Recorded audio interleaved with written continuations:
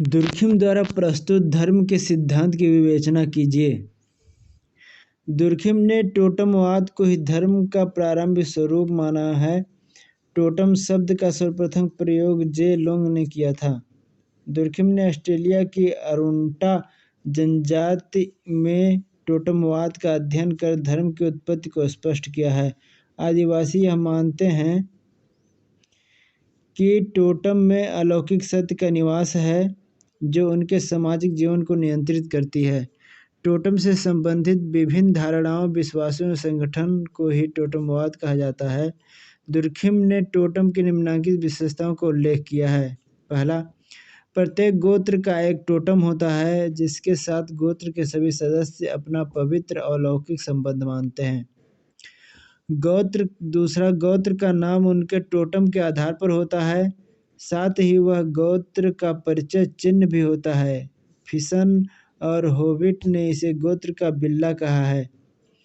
यह एक चित्र या पदक है जिसका महत्व वैसे ही है जैसे सभ्य समाजों में वीर चक्र या वीरता के चिन्हों का होता है। टोटम के चित्र दीवारों पर लगाए जाते हैं। युद्ध में जाने से पूर्व अपनी ढाल और अस्त्र शस्त्र पर टोटम चिन्ह अंकित किए जाते हैं। बर्तन और यहाँ तक कि अपने शरीर पर भी टोटम चिन्ह अंकित करवाते हैं। किसी उत्सव, पर्व एवं संस्कार के अवसर पर टोटम चिन्ह सारे शरीर पर अंकित करवाए जाते हैं। यदि टोटम पशु है तो उसकी खाल पहनी जाती है और यदि पक्षी है तो उसके पंख सिर पर लगाए जाते हैं। तीसरा, टोटम पेड़ पौधे, पशु पक्षी और निर्जीव तथा अलौकिक वस्तु जैसे सूर्य, चंद्रमा आदि हो सकते हैं।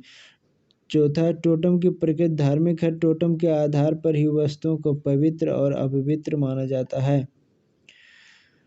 टोटम स्वयं पवित्र वस्तु है, यह पवित्रता का केंद्र है। पांचवा, गोत्र के सदस्य यह विश्वास करते हैं कि टोटम संकट के समय उसकी रक्षा करता है। वह भविष्यवाणियां करता है, चेतावनियां देता है। वह स्वप्न में आकर कोई बात कह सकता है। यदि वह पशु या पक्षी है तो उसकी विशिष्ट बोली किसी घटना की पूर्व सूचना दे होती है।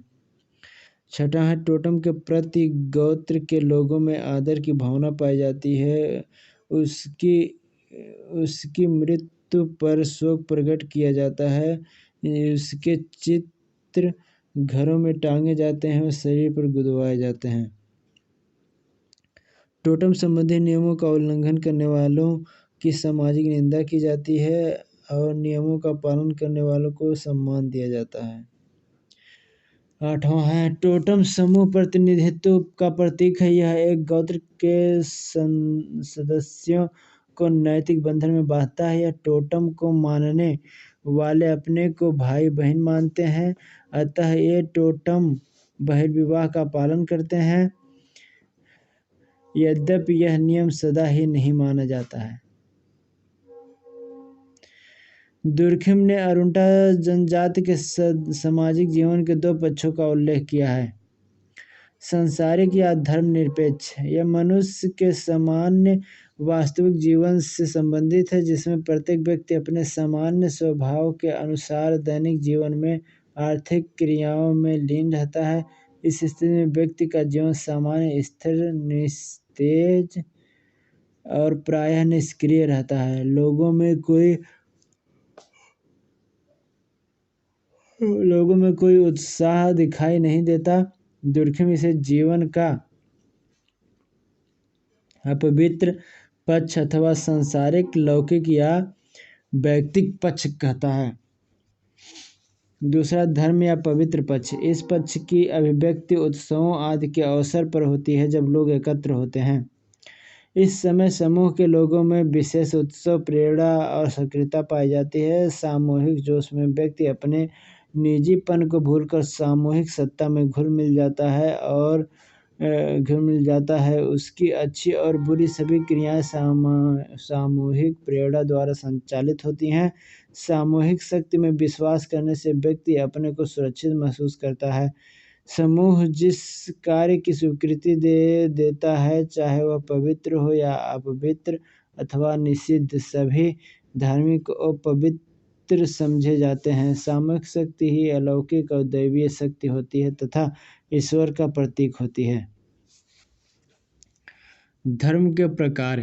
दुर्कहेम में धर्म के निम्नलिखित प्रकारों का उल्लेख किया है। पहला, धर्म ही समाज के लोगों को सामूहिक जीवन में भाग लेने के लिए तथा अनुशासन में रहने की प्रेरणा देता है।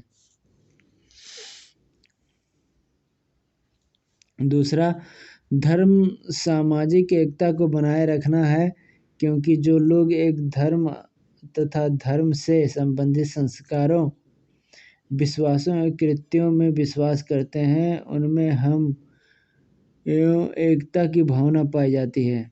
तीसरा, धर्म ही समूह को पुनर्जीवित प्रदान करता है। समय समय पर धार्मिक उत्सवों को मनाने से समाज का विचार व्यक्ति के मन में गहरा बैठ जाता है। चौथा, धर्म संवेगों और भावनाओं को संतुलित रखता है। वह वर्तमान को अतीत से तथा व्यक्ति को समूह से जोड़ता है।